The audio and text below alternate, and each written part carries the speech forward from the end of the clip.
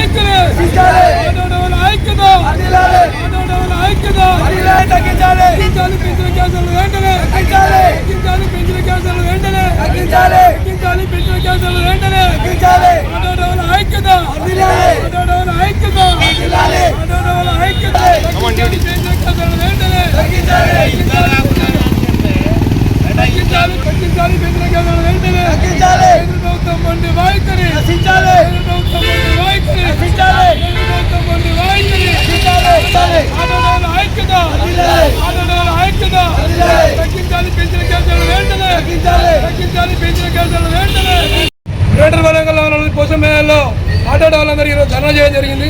ఎందుకు అంటే ఈరోజు యుద్ధాల వల్ల, ఈరోజు ఇరాన్పై, ఈరోజు ఇజ్రాయెల్ అమెరికా కలిసి చేసిన యుద్ధాల వల్ల ఈరోజు గ్యాస్ అనేది చాలా ఇబ్బంది జరిగింది.